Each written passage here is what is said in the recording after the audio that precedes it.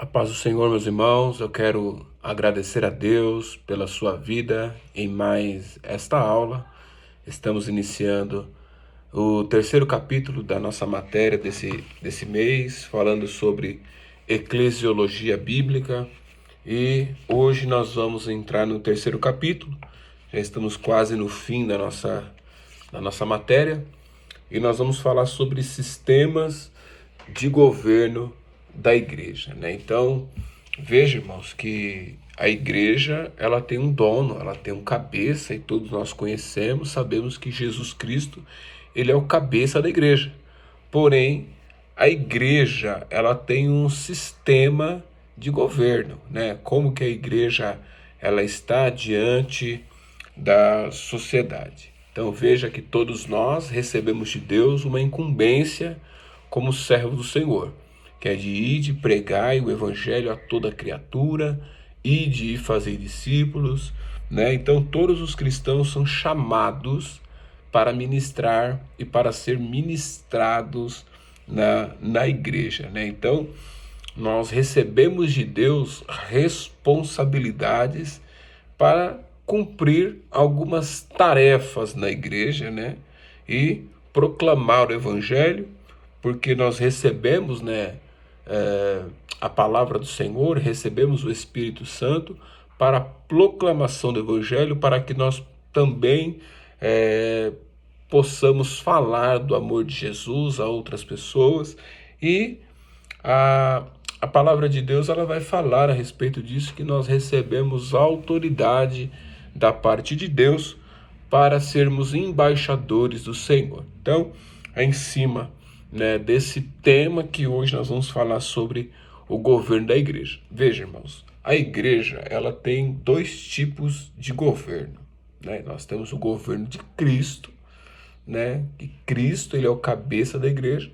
Porém, nós temos o governo humano, né? E por ter o governo humano, né, nós temos que entender que Deus, ele coloca pessoas, ele tira pessoas, né, do governo, né, da igreja. Então, todos nós recebemos uma incumbência da parte de Deus. Todos os cristãos, todos aqueles que aceitaram o Senhor Jesus como único e suficiente Salvador da tua vida, você recebeu de Deus ali uma responsabilidade que é de cumprir o ID do Senhor.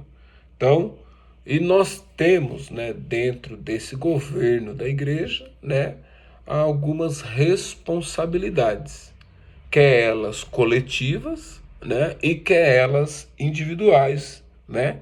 Então, todos os crentes que se comprometem com o evangelho de Cristo recebem de Deus responsabilidades, seja elas coletivas, né?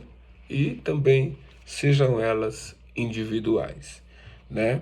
Então, e veja que o próprio Senhor Jesus, irmãos, ele concede à igreja, né, ministros na igreja.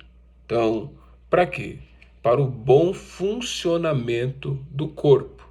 Eu lembro que eu acho que eu pedi para os irmãos um trabalho falando sobre, né, a igreja, a origem, né, e eu dei um tema lá em 1 Coríntios capítulo 2, se não me falha a memória, que nós vamos falar sobre capítulo 12.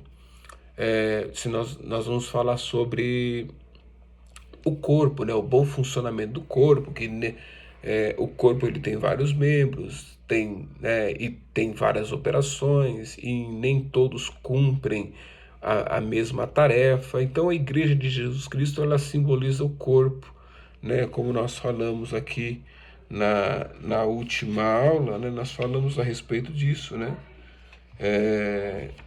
de que a igreja, ela representava, né, algumas metáforas, né? Então, e falamos que a igreja, ela é semelhante a um corpo. Por quê? Porque ela tem vários membros e todos os membros têm a sua funcionalidade, tem a sua função e tem a sua importância, né? Então, a igreja, ela existe para a edificação do corpo de Cristo, né? Então, todos nós, quando aceitamos ao Senhor, nós recebemos de Deus responsabilidades individuais e coletivas para que haja o bom funcionamento do corpo. Então, numa igreja não vai ter só pastores, uma igreja não vai ter só doutores, uma igreja não vai ter só pessoas que limpam, por mais que todos possam fazer, mas não vai ser só feita disso, né? Então a igreja ela é feita de diversas pessoas com diversas características, com diversos dons para o bom funcionamento de Cristo. Então, para acrescentar, o princípio de governo tem base bíblica revelada no Novo Testamento. No Novo Testamento, obedecei aos vossos guias e sede submissos a eles, pois valem por vossas almas, como quem deve prestar conta, para que façam isso com alegria e não gemendo, porque isso não aproveita a vós outros. Está lá em Hebreus capítulo 13, versículo 17. Então, irmãos, e nós temos um governo que ele é liderado por pessoas. A Igreja Assembleia de Deus, hoje, ela é liderada pelo pastor Wellington Júnior, né? Ele é presidente das Assembleias de Deus no Brasil, né? E ele exerce ali o cargo, né, o principal cargo da igreja, né, que é liderar as Assembleias de Deus no Brasil com o objetivo da edificação do corpo de Cristo. E nós temos que obedecer, porque nós fazemos parte desse corpo, né?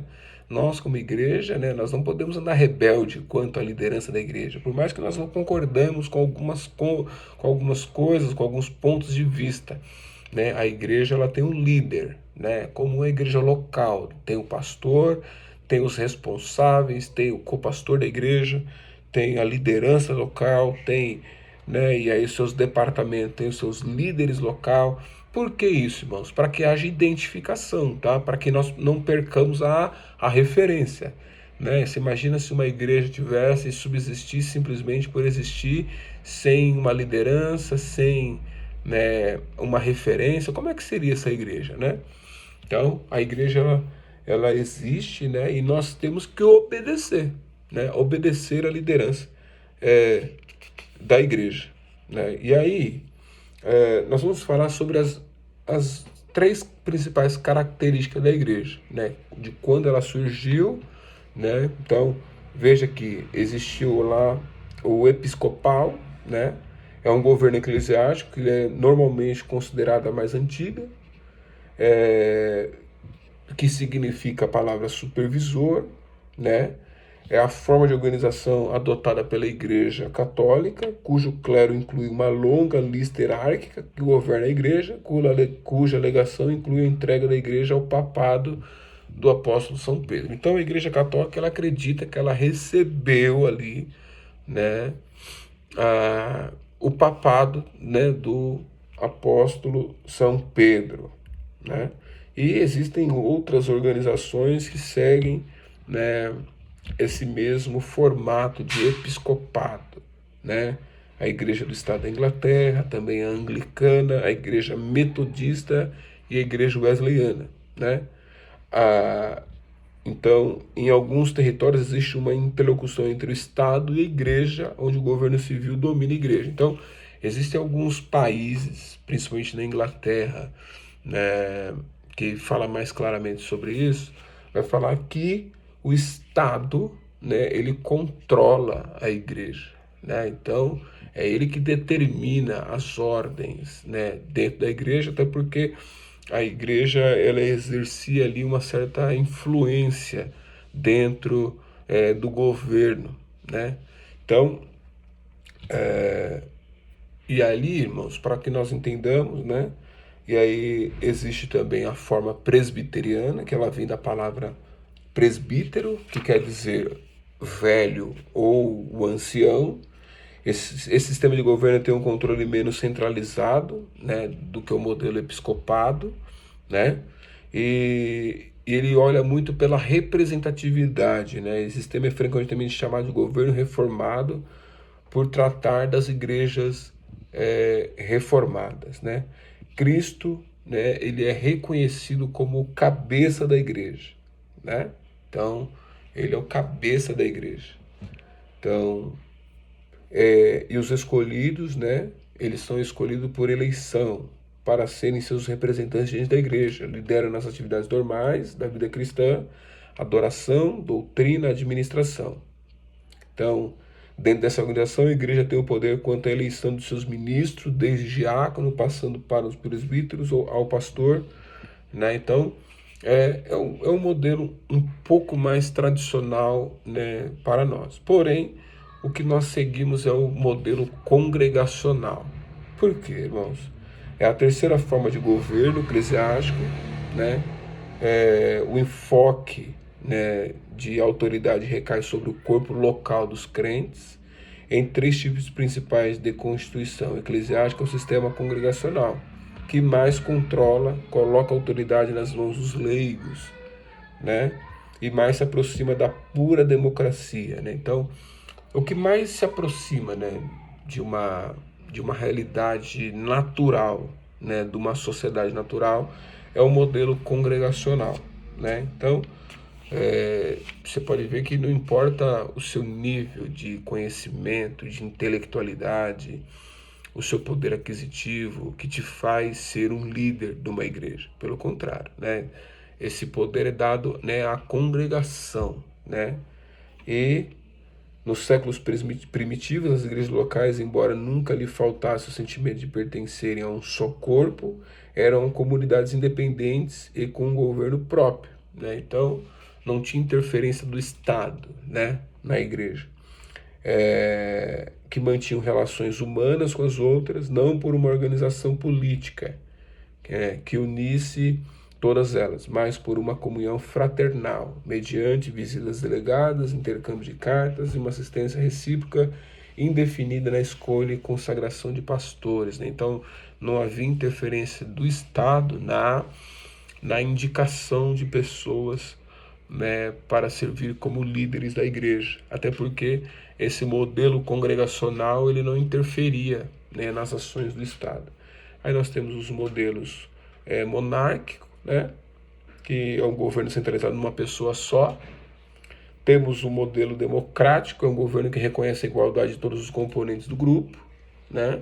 Decide qualquer assunto em assembleia da igreja e resolve-se tudo por maioria de votos, né? Então, esses são os modelos, né? De esses são os modelos de governo, né? Os sistemas de governo da igreja, né? Que nós podemos aqui agora comentar.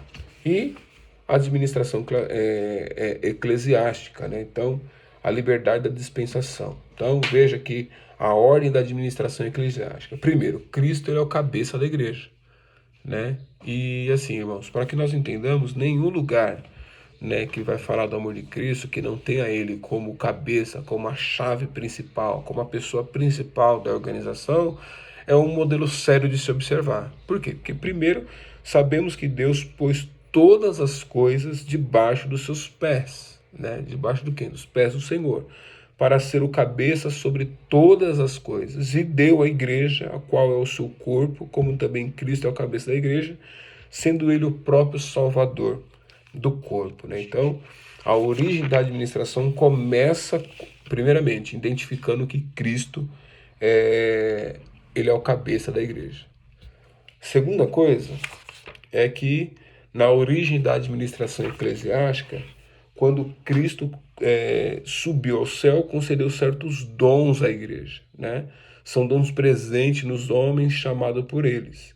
E esses diferentes dons estão relacionados em Efésios 4:11, esses mesmos dons para operar em Cristo, pois através do Novo Testamento vemos-lo na forma de apóstolo, profeta, evangelista, pastor e mestre. Então, é aquela passagem que e deu uns para pastores e doutores, né?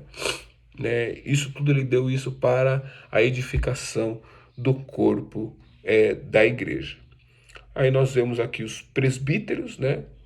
Que, como já disse, a palavra presbítero significa supervisor. Ela também significa, de uma forma original, o velho, né? Ou o ancião, né?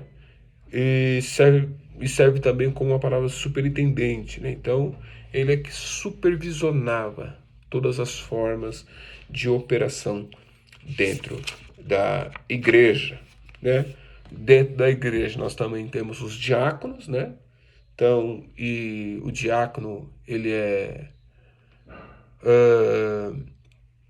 o diácono ele tem a função, né, de servir, né? Então, todos nós somos diáconos por natureza, por mais que nós não sejamos consagrados ao diaconato, né? Nós somos diáconos porque nós servimos, né?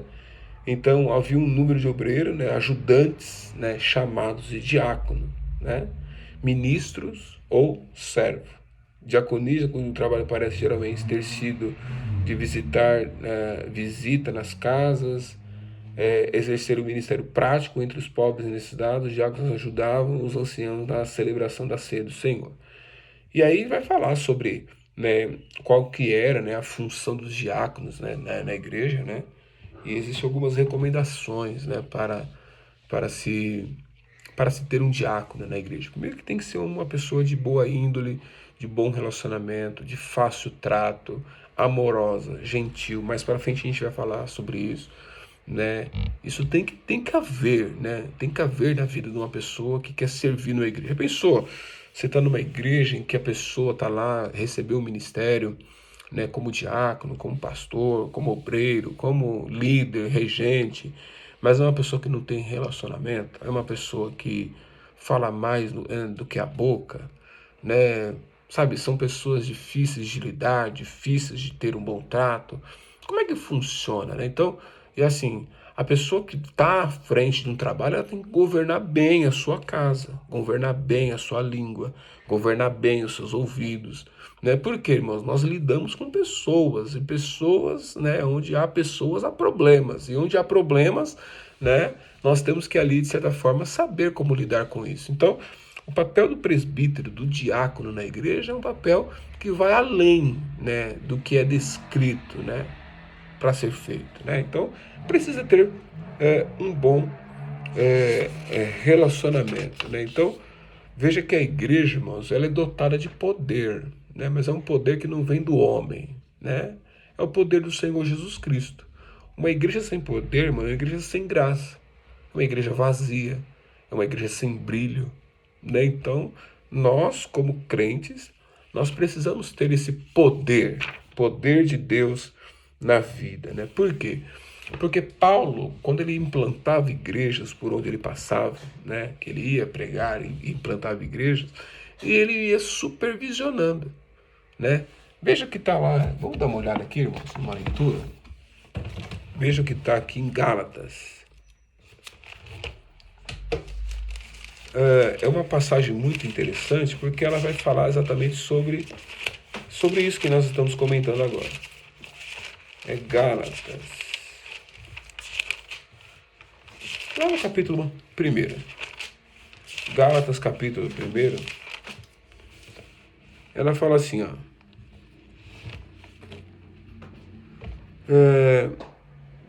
Não, vamos olhar no versículo 6. Ele vai falar assim, ó. Eu maravilho-me que tão depressa passasse daquele que vos chamou a graça de Cristo para outro evangelho, o qual não é outro, mas alguns que vos inquietem querem transtornar o evangelho de Cristo. Mas, ainda que nós mesmos ou um anjo do céu vos anuncie outro evangelho, além do que já vos tenho anunciado, seja anátema.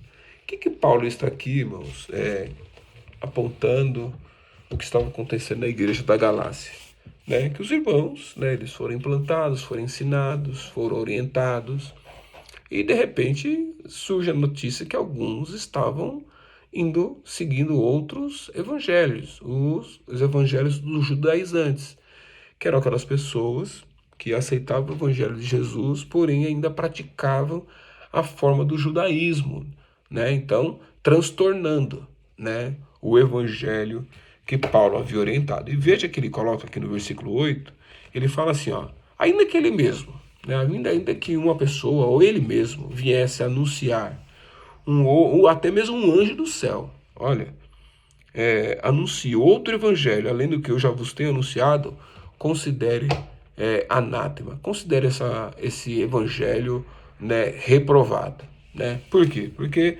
ele não poderia falar de outra forma. Né? Então, existem pessoas que, infelizmente, acabam seguindo esse tipo de conduta e postura. Por quê? Porque acaba tendo muita mistura, irmãos. Né? O que acontece em outras igrejas não acontece necessariamente na Assembleia de Deus, ou vice-versa. Né? Então, veja que nós temos aqui, né, algumas, né, liberdades dentro da igreja. Então, o apóstolo Paulo, ele exercia esse papel de ser o supervisor, né, dos pastores, né, de Timóteo, de Tito, por onde ele passava, né, quando ele implantava a igreja, então ele supervisionava.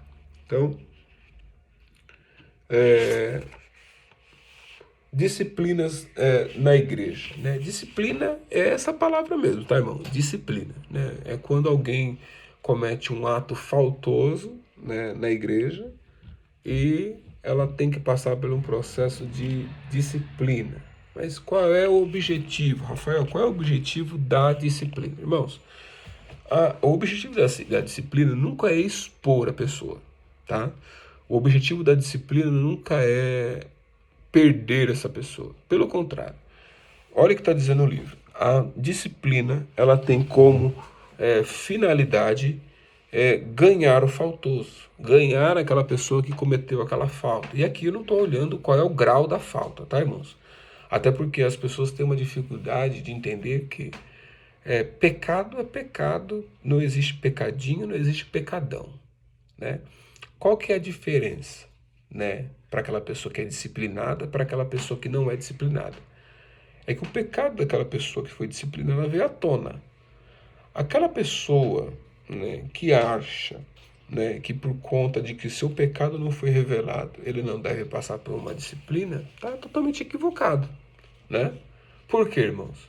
A única diferença, a única coisa que difere uma pessoa da outra é que o pecado da outra veio à tona, né? Ele pecou de uma forma diferente daquilo que eu peco.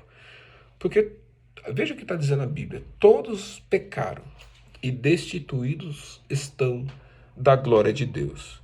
Esse todos pecaram aqui, irmãos, está incluindo eu, você, o pastor, sabe? Todos pecaram e destituídos estão da glória de Deus. Agora tem uma coisa: a disciplina deve ser aplicada, né, a todos de igual forma? É uma opinião aí. Vamos lá. O que os irmãos acham? Sim ou não? Eu vou falar o que eu compreendo, tá, irmãos? A todos.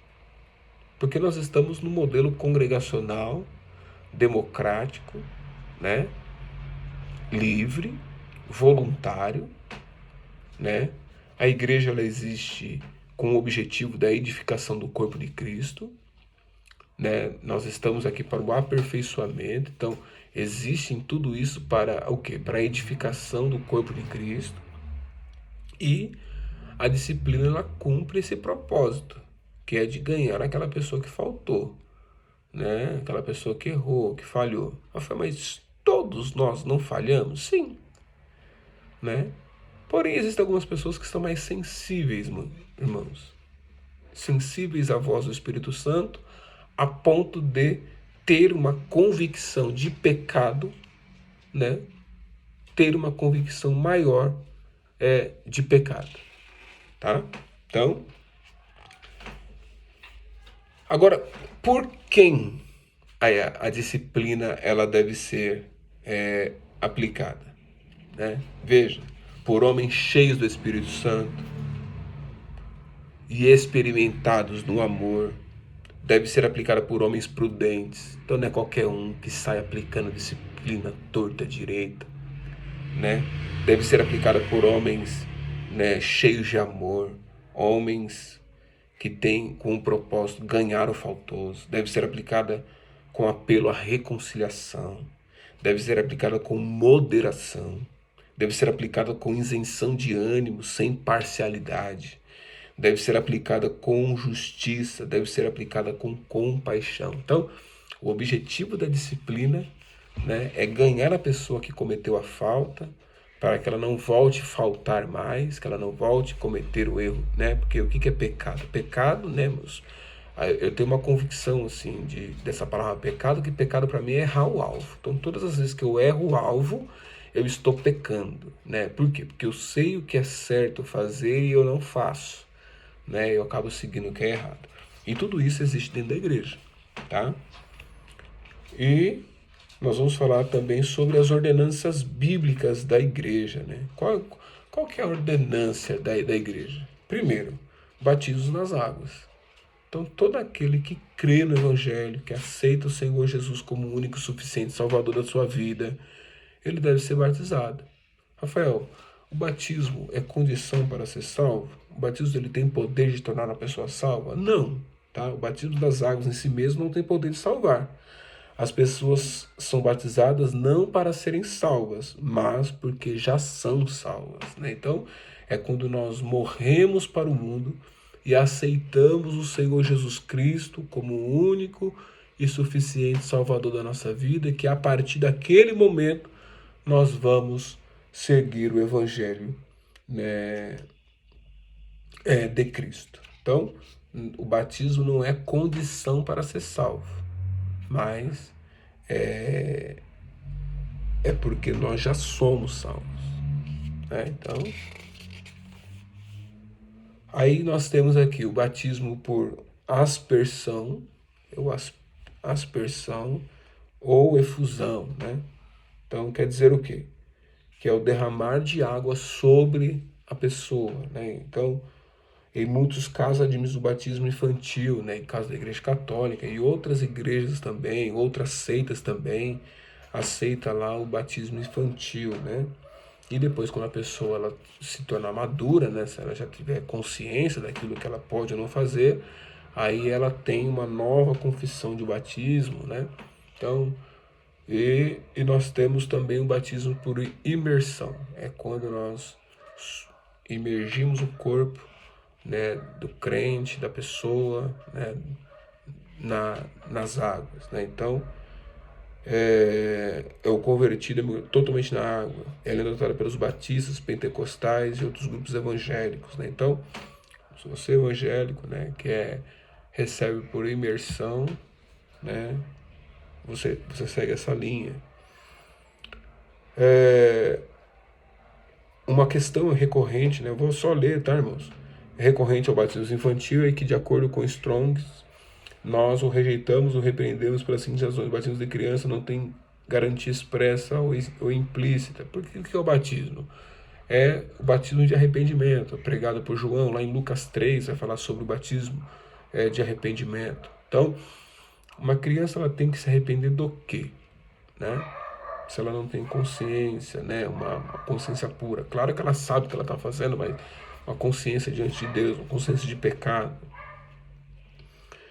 Uma outra ordenância, tá, irmãos, na igreja é a ceia do Senhor, né? É quando nós trazemos à memória o sacrifício de Jesus na cruz do Calvário, né? Então, a ceia do Senhor é obrigatória, né? Durante a dispensação da graça, porque foi ordenada por Jesus Cristo, então todas as vezes que nós nos ajuntamos para comer e para beber, nós trazemos à memória o sacrifício de Jesus, né, na cruz do Calvário. Eu falo para os irmãos que é o culto mais importante da igreja, é o culto da ceia do Senhor. Eu falo que é o culto da comunhão, é o culto da transformação, da libertação, é o culto da cura. Por quê, irmãos? Porque naquele ato, naquele momento simbólico, foi aonde Jesus ele levou sobre si todas as nossas iniquidades. Então, por isso que é o culto mais importante da igreja. Se você não valoriza esse culto, eu quero te estimular, a partir deste momento, a valorizar o culto de Santa Ceia do Senhor.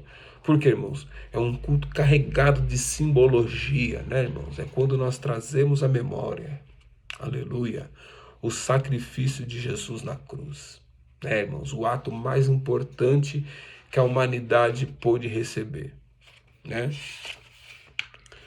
E aí temos a ceia do Senhor, e aí abriu aqui um precedente, né, de como que as pessoas observavam a ceia do Senhor, falou sobre da transubstanciação. Nossa, que palavra difícil, Rafael. O que quer dizer? Então, vai falar que no momento da celebração da ceia, o corpo e o sangue do Senhor, a partir daquele momento em que o pastor ele ora, o representante, o supervisor ele ora, né, Jesus estaria ali fisicamente, com o seu corpo ali, fisicamente, com o seu sangue fisicamente, né? Então eles transubstanciaram o corpo e o sangue do Senhor, falando que era o corpo de Cristo, o sangue de Cristo ali fidedigno, né? E aí nós olhamos, né, a consubstanciação. O que quer dizer isso, Rafael? É a visão adotada pelas igrejas luteranas, anglicanas, onde se crê que no momento do ato de se consagrar a ceia, eles bebem o verdadeiro sangue de Cristo no pão e no vinho, né? Eles acreditam, ó, não, é o pão, é o sangue, né? Mas eles não deixam de ser pão e de ser vinho, tá? Então, na mente deles, no momento que eles oram, a partir daquele instante, né, eles sabem que é o pão, pão feito por homens, mãos humanas, e eles têm essa consciência, né, de que é um vinho, né, feito por mãos humanas. Qual que é a diferença da transubstanciação? É que a partir daquele momento eles acreditam que Jesus Cristo está lá fisicamente com o seu corpo e parte do seu corpo está entregue a cada um, né, dos crentes, né, ou das pessoas, estão ali entregue a cada uma das pessoas e fisicamente. Então aquele corpo é o corpo de Cristo, né, e ali é o sangue de Cristo. Na consubstanciação, faço o seguinte, não, eu sei o que é pão, eu sei o que é vinho, mas a partir desse momento que eu oro, ele é sim agora o corpo, ele é sim o sangue de Cristo. Deu para entender? E agora nós vamos ver qual é o modelo adotado pela Igreja Assembleia de Deus e o maior grupo de pentecostais, né, que é o memorial. Memorial é quando eu sei o que é o pão, eu sei o que é o vinho, e naquele momento ele simboliza, simbolicamente, é o corpo de Cristo, é o sangue de Cristo, né? Então, deu para entender que dentro, né, desse processo da Santa Ceia, existem pessoas que acreditam na transubstanciação, na consubstanciação, e nós, né, pentecostais, né, nós cremos no memorial. Trazemos à memória o corpo de Cristo, né? Quando nós estamos ali fazendo a celebração da ceia. Irmãos, nós vamos parar por aqui, né? E até para o vídeo não ficar tão extenso. Então nós podemos hoje, né, falar sobre os sistemas de governo da igreja. Falamos, né, que a igreja ela tem o governo de Cristo, porque Cristo é o cabeça da igreja, e também tem o governo humano da igreja, né, com o CNPJ, né, tem ali a sua declaração de fé, né, que é o seu contrato social, né, quem é que pode fazer, quem é que pode fazer parte, né, da igreja. Falamos também sobre as formas de administração, né, da igreja, falamos sobre a forma do episcopal, falamos sobre a forma presbiteriana e falamos também sobre o modelo congregacional, né, então, que é o modelo que é aplicado hoje, né, nos movimentos evangélicos existentes aqui no Brasil, né.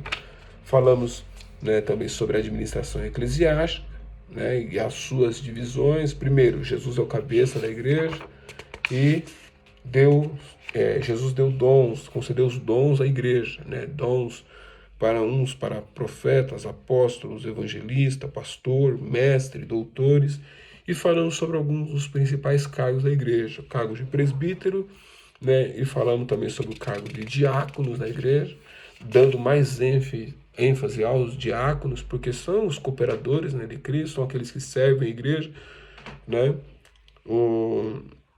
Falamos sobre algumas funções, falamos sobre um processo que acontece dentro da igreja, né? Que é o processo da disciplina da igreja, para que serve, qual é o objetivo e por quem deve ser aplicada a disciplina. E fiz aqui uma enquete com os irmãos, se os irmãos concordam ou não com a disciplina, mas aí vai muito. O que nós não podemos perder, tá, irmãos, é que o ato de disciplina é sempre para o resgate. é sempre para tirar aquela pessoa daquela vida que ela estava, ou estava tentando ali, escorregou, trazê-la de volta. Né? Aquela ovelha que estava perdida e ela foi colocada de volta dentro do aprisco. Jesus deu algumas ordenanças à igreja, né? Primeiro, ide pregar o evangelho a toda criatura. Todo aquele que crê e for batizado, então falamos sobre o batismo nas águas, né, uma ordenança, falamos sobre o batismo por aspersão e o por imersão, né, e o adotado pela nossa igreja é o batismo por imersão. Nós não batizamos crianças, até porque nós cremos no batismo por arrependimento, né? Falamos que o batismo ele não tem poder por si só para a salvação, porém, todo aquele que é salvo, ele é batizado.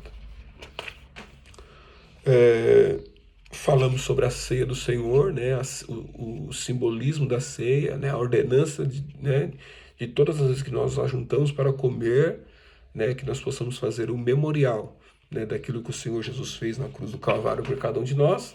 Falamos alguns pontos, né, sobre a diferença, né, de algumas igrejas que adotam a transubstanciação, a consubstanciação, e o adotado pela nossa igreja, que é o memorial.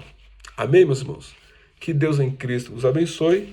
Até a próxima aula, né, que é o último capítulo, que nós vamos falar sobre a missão da igreja. Que Deus abençoe.